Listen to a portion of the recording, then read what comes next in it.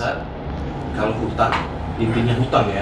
Kalau bicara intinya adalah hutang dan tidak ada hal-hal lain di luar hutang tersebut pada prosesnya, itu jawabannya adalah tidak bisa dipidana. Ya jelas, karena ya tadi mengacunya kepada undang-undang HAM bahwa tidak ada yang boleh dipidana karena ketidaksanggupannya membayarkan kewajiban.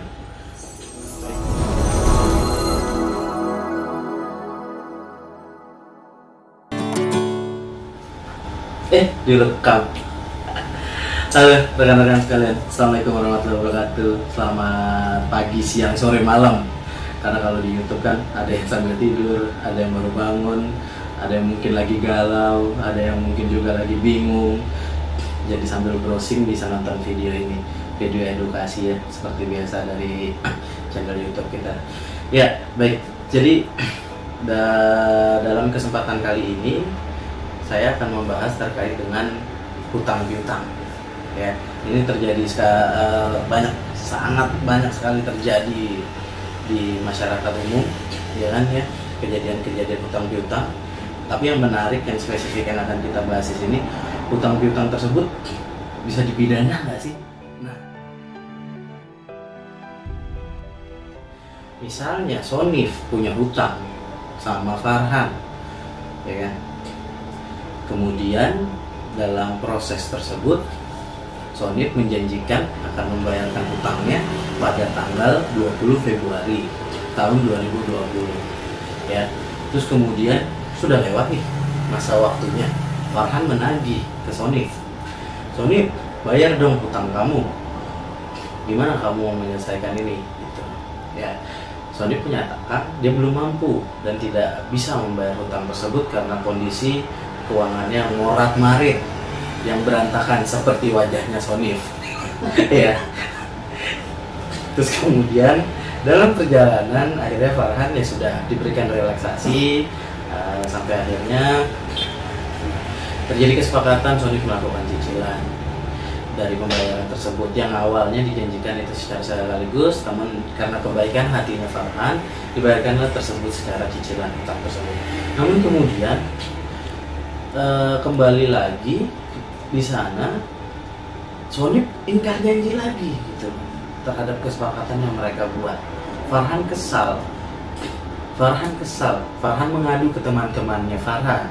Farhan ingin membuat laporan polisi terkait apa yang dilakukan Sonif. Pertanyaannya, bisa nggak sih Sonif ini dilaporkan polisi atas hutangnya yang tidak dibayarkan kepada Farhan? Ya, jadi saya jawab ya, kalau teman-teman udah mulai menerka-nerka bisa enggak ya kan ini dilaporkan polisi. Jawabannya kalau ini murni hutang piutang, jawabannya sebetulnya ya bisa-bisa saja. Tapi perlu diingat ya, ada Undang-Undang Nomor 39 Tahun 99 tentang hak asasi manusia, di mana di sana menyatakan bahwa tidak seorang pun, ingat ya, tidak seorang pun atas putusan pengadilan boleh dipidana penjara atau kurungan berdasarkan atas alasan ketidakmampuan untuk memenuhi suatu kewajiban dalam perjanjian hutang piutang.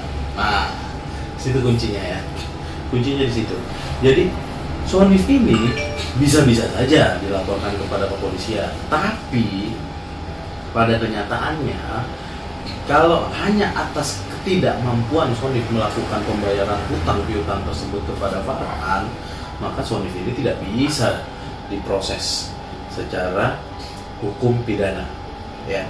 Tapi ini ada tapinya lagi, ada pengecualiannya lagi. Ketika dalam proses mereka berdua melakukan pinjam meminjam hutang piutang tersebut, ada proses yang misalnya disyaratkan oleh Farhan, entah itu sebuah fotokopi KTP, entah itu fotokopi kartu keluarga, entah itu atau apapun itu yang disyaratkan oleh Farhan, ternyata dokumennya palsu, itulah yang dipidanakan oleh Farhan. Ya, disitulah kuncinya. Situ Farhan bisa melakukan laporan atas dokumen palsu yang diberikan oleh Sonif tadi, itu ya. Di sini bahasa Sonif dan Farhan hanya perumpamaan ya. Saya mohon maaf menyinggung kalau misalnya dalam video ini ada yang nonton ada yang namanya Sonip sama Farhan, tapi ya ini hanya perumpamaan, saya mohon maaf. Itu kemudian hutang piutang ini sendiri jelas ya, dia tercantumnya di dalam pasal 13 Kitab Undang-Undang Hukum Perdata, atau kalau misalnya kita para praktisi dan akademisi nyebut Kitab Undang-Undang Hukum Perdata ini adalah KUH Perdata. Di situ bunyinya seperti apa? Bunyinya adalah suatu perjanjian adalah suatu perbuatan dengan mana satu atau orang lain lebih mengikatkan dirinya terhadap satu orang atau lebih. Itu awalnya. Terus kemudian setelah 1313 KUH Perdata diatur lagi di pasal 1320 KUH Perdata. Ya, ketika mereka berdua sudah memiliki, ada dan mau mengikatkan diri dalam suatu perbuatan, itu diatur dalam pasal 1313. Terus kemudian ke pasal 1320 KUH Perdatanya. Di situ ada 4 syarat suatu perjanjian.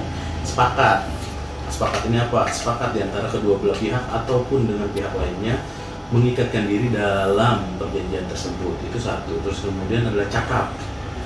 Cakap di sini adalah cakap secara hukum ya.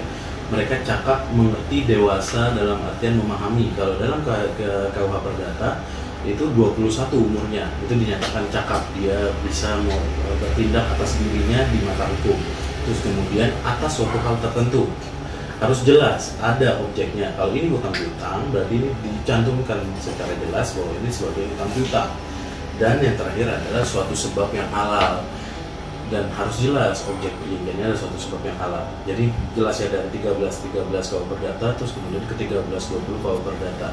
Namun yang mengatur secara spesifik terkait dengan pinjam meminjam yaitu dalam pasal 1754 KUH Perdata. Teman-teman bisa baca di sini, nanti saya tulis 1754 KUH Perdata itu isinya apa. Silakan teman-teman baca.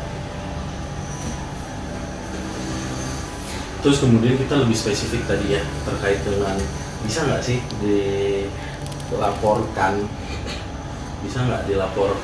terkait dengan gagal bayarnya si penghutang ini kepada yang meminjamkan uang tersebut. Itu jawabannya jelas tidak bisa. Acuannya kemana? Acuannya itu adalah tadi saya sudah sebutkan di awal, ada di Undang-Undang Nomor 39 Tahun 99 tentang Hak Asasi Manusia atau biasa kita sebut sebagai Undang-Undang HAM. Namun lebih spesifik lagi diatur di dalam pasal 19 ayat 2 Undang-Undang Nomor 39 Tahun 99 tentang HAM tersebut. Saya bacakan ya buat rekan-rekan sekalian. Tidak seorang pun atas putusan pengadilan boleh dipidana penjara atau kurungan berdasarkan atas alasan ketidakmampuan untuk memenuhi suatu kewajiban dalam perjanjian hutang piutang. Ya, ini berarti walaupun ada laporan yang dilakukan oleh Farhan, pengadilan tidak boleh memidanakan seseorang karena ketidakmampuan membayar hutang. Jelas ya. Jadi tidak boleh ada seorang pun yang dipidana, yang boleh dipidana atas ketidakmampuannya membayar hutang. Namun pada prakteknya berbeda teman-teman sekalian, seperti yang saya sudah jelaskan juga di awal bahwa bisa dipidana karena memang ada sesuatu saat misalnya kita melakukan peminjaman uang ke lembaga perbankan atau lembaga keuangan lainnya. Nah, biasanya kan pihak lembaga perbankan, lembaga keuangan lainnya ini mensyaratkan beberapa syarat ya untuk bisa melakukan pinjaman, entah itu fotokopi KTP, buku nikah dan lain-lain lah ya, banyak persyaratannya dari A sampai Z yang harus kita penuhi semua. Bahkan pinjaman-pinjaman online pun, pinjol-pinjol itu ya, baik yang ilegal maupun yang legal, yang resmi diawasi OJK maupun yang tidak diawasi oleh OJK, itu sama, mereka pasti mensyaratkan sesuatu, entah itu foto selfie dengan KTP, entah itu dan lain-lain, dengan suatu harapan bahwa kalau misalnya si debitur atau si peminjam ini wan prestasi, mereka cek ternyata datanya palsu, itulah yang dilaporkan oleh para lembaga keuangan ini atau bahkan teman-teman yang melakukan peminjaman uang, itu yang dipidana, itu yang bisa dilaporkan. Nah, namun kemudian timbul pertanyaan baru, ya kan? Ada pembayaran hutang yang memberikan cek, ya kan? Kemudian pada saat cek tersebut dicairkan, cek tersebut ternyata kosong. Nah, ini baru menarik ya.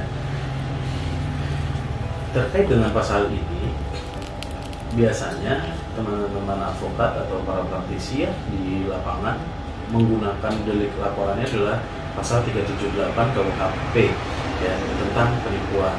Di sana kita juga mengacunya ke jurisprudensi Mahkamah Agung nomor 1036 garing 1989. Saya bacakan ya jurisprudensinya, bahwa sejak semula terdakwa telah sadar mengetahui bahwa cek-cek yang diberikan kepada saksi korban adalah tidak didukung oleh dana atau dikenal sebagai cek kosong, sehingga dengan demikian tuduhan penipuan harus dianggap terbukti.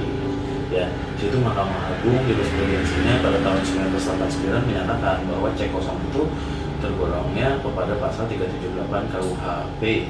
Ya, namun jangan lupa teman-teman, di dalam sistem hukum kita, di sistem hukum negara kita, jurisprudensi itu tidak serta-merta menjadi putusan yang bisa dipakai oleh seluruh hakim, tapi hanya sekedar menjadi referensi. Nah, disitulah peranan kami sebagai para advokat, sebagai para praktisi, menjamin hak-hak klien agar semua bisa berjalan sesuai dengan tegaknya hukum itu sendiri. Ya, baik. Saya rasa itu ya jawabannya. Jadi secara garis besar, kalau hutang, intinya hutang ya. Kalau bicara intinya adalah hutang dan tidak ada hal-hal lain di luar hutang tersebut pada prosesnya, itu jawabannya adalah tidak bisa dipidana. Ya, jelas, karena ya tadi mengacunya kepada Undang-Undang HAM bahwa tidak ada yang boleh dipidana karena ketidaksanggupannya membayarkan kewajiban. Baik, sekian video dari saya. Kalau teman-teman ada pertanyaan, rekan-rekan sekalian punya pertanyaan, silahkan tulis di kolom komentar. Kalau video ini bermanfaat, yuk boleh di subscribe, terus kemudian di share kepada rekan-rekannya, leitolan dan lain-lain. Semoga ini bisa menjadi bermanfaat dan menjadi pembelajaran untuk kita semua. Saya tidak anti kritik, buat teman-teman yang punya kritikan juga silakan tulis di kolom komentar, kita berdiskusi sama-sama. Intinya agar setiap orang di Indonesia ini melek hukum dan sadar akan hukum. Terima kasih. Sekian dari saya. Assalamualaikum warahmatullahi wabarakatuh. Salam keadilan.